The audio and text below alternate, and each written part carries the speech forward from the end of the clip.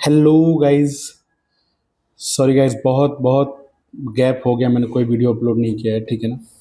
तो मैंने शायद पेपर 2 का क्वेश्चन 3 तक बेटा अपलोड किया था, ठीक है ना। ये है बेटा आपका जेई 2026 में सेम सेशन कंटिन्यू कर रहे हैं बेटा। ये आपका क्या है, पेपर 2 का क्वेश्चन 4 है, ठीक है ना।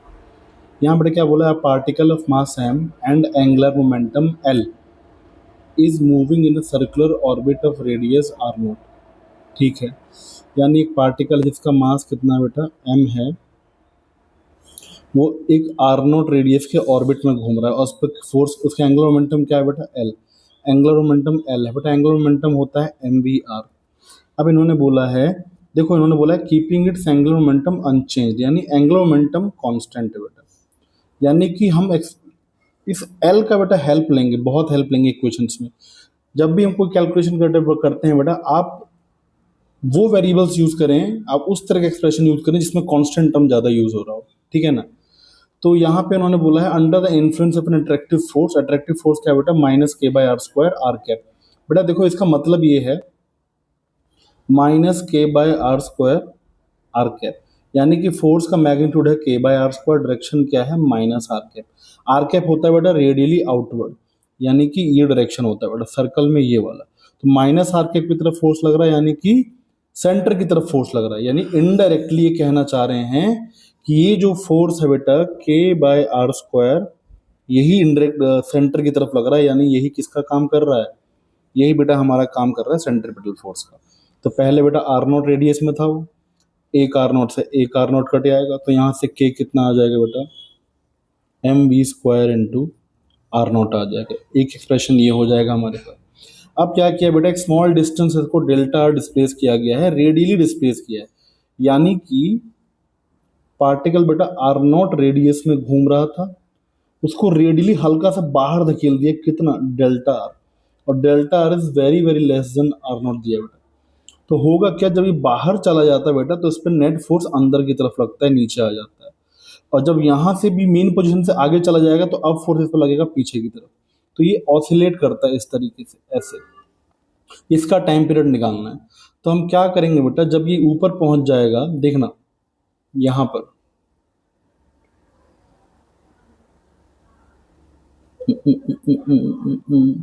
जब बेटा ये यहां से कितना डिस्टेंस ऊपर चला गया है, डेल्टा। तो यहाँ बेटा एक फोर्स तो लग रहा होगा नीचे आगे इस तरफ, कौन सा, ये वाला लग रहा है बेटा के बाय आर स्क्वायर, कितना लग रहा होगा, के बाय, अब रेडियस कितना हो गया है, R naught plus delta R, इतना फोर्स लग रहा होगा बेटा सेंटर की तरफ। और सेंटर से अभी कितना लग रहा होगा, centrifugal force M V square by R. अब आर ये भी कितना होगा बेटा, R naught plus delta R. बस ध्यान ये रखना बेटा कि इस आर नॉट ऑर्बिट में जो स्पीड था वी, तो अब ऑर्बिट का रेडियस हो गया है R naught plus delta R. तो बेटा वेलोसिटी अभी चेंज हो गया होगा, क्यों, क्योंकि एंगुलर मोमेंटम उन्होंने दिया कांस्टेंट रहेगा, आपने रेडियस बढ़ा दिया, ऑब्वियस सी बात है स्पीड कम हो जाएगा। तो इसीलिए हम कह रहे थे बेटा हम ऐसा एक्सप्रेशन यूज करेंगे जिसमें एंगुलर मोमेंटम यूज हो। तो सेंटर की तरफ नेट फोर्स की अगर मैं बात करूं, सेंटर की तरफ नेट फोर्स क्या होगा बेटा, ये वाला वेक्टर, ये वाला देखिए, ये वाला वेक्टर माइनस ये वाला वेक्टर, ठीक है ना। यानी कि ये हो जाएगा सेंटर की तरफ लगेगा आपका K upon R naught plus delta R का स्क्वायर, माइनस जो सेंट्रीफ्यूगल फोर्स ऊपर लग रहा है बेटा, जो सेंटर से अवे लग रहा है, सेंटर की तरफ लगने वाला फोर्स माइनस सेंटर से अवे लगने वाला फोर्स, ये कितना हो जाएगा, R naught plus delta R.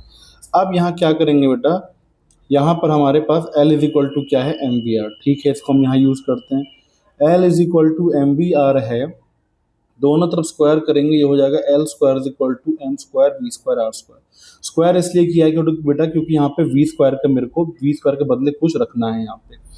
तो वी स्क्वायर की जगह वैल्यू क्या आ जाएगा, वी स्क्वायर की जगह इसका वैल्यू बेटा आ जाएगा, यहाँ पर हो जाएगा ये L square upon M square R square, ठीक है ना। तो सेंट्रीफ्यूगल फोर्स जो था M V square by R, ये कितना होना चाहिए, M V square by are.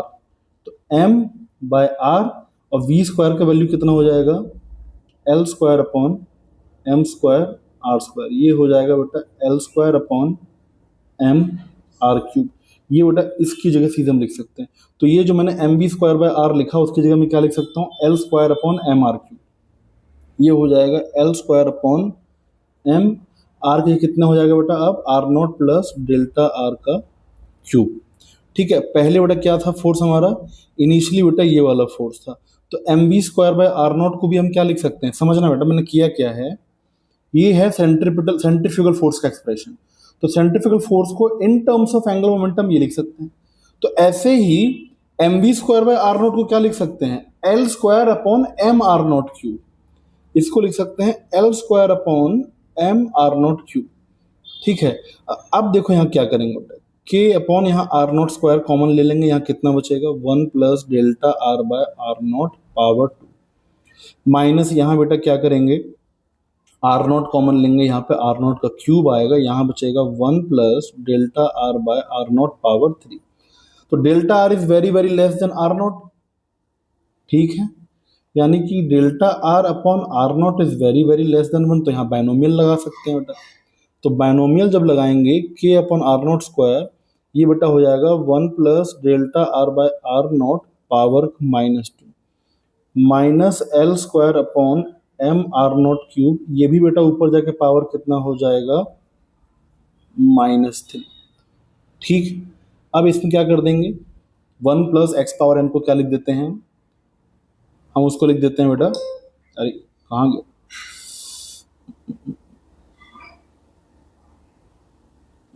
Sorry sorry sorry,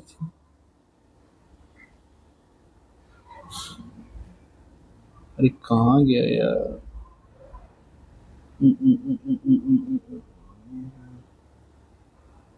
ये रहा।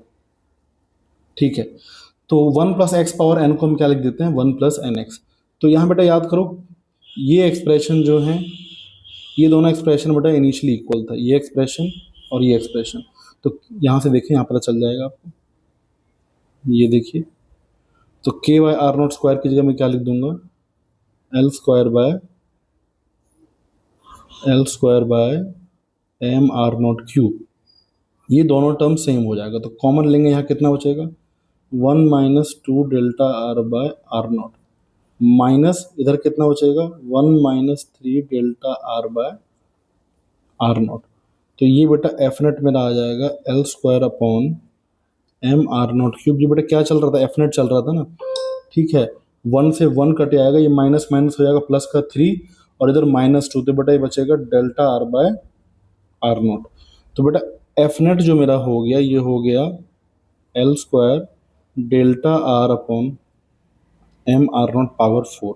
तो यहाँ से एक्सेलरेशन कितना हो जाएगा बेटा, force by mass. L² delta r और मास से डिवाइड करेंगे तो मास का स्क्वायर हो जाएगा। तो अब ध्यान दें बेटा, इसको कंपेयर करेंगे, acceleration is equal to ω²x। वैसे तो माइनस होता है, मैग्नीट्यूड लिया सिर्फ हमने। तो बेटा एक्सेलरेशन और ये डिस्प्लेसमेंट कितना था डेल्टा r, ये हो गया एक्सेलरेशन। यानी कि ω² का काम कौन करेगा बेटा, ये वाला एक्सप्रेशन, ये क्या है ω²। ठीक है, तो ω² की जगह बेटा हम क्या लिखेंगे, या कह लें ओमेगा क्या होगा, √L² upon m² r0 power 4। तो ओमेगा होता है 2π/t। इधर बेटा हम रूट ले लेंगे, क्या हो जाएगा L upon m r0²। Time period कितना हो जाएगा 2π m r0² अपॉन L। अब देखिए इनके आंसर में बेटा कहीं भी r0 नहीं है, r0 नहीं है। ठीक है, तो r0 को हम एलिमिनेट कर देंगे। कैसे एलिमिनेट करेंगे बेटा, यहाँ से L इज इक्वल टू कितना था mvr। ठीक है ना, तो यहाँ पे हम क्या करेंगे, नहीं आप इसको यूज कर सकते हैं, इसको k upon r0² is equal to L² upon mr0। ठीक है ना, k upon r0² is equal to L² upon mr0 cube. r0 से बेटा कटेगा तो एक r0 बचेगा, तो बेटा r0 का वैल्यू आ जाएगा L² अपॉन m k। ठीक है, 2πm/L और r0 का स्क्वायर यानी इसका square, L power 4 upon m² k²। ये टाइम पीरियड हो जाएगा 2πL³ अपॉन m k²। कौन सा ऑप्शन हो जाएगा बेटा, फर्स्ट ऑप्शन हो जाएगा बेटा।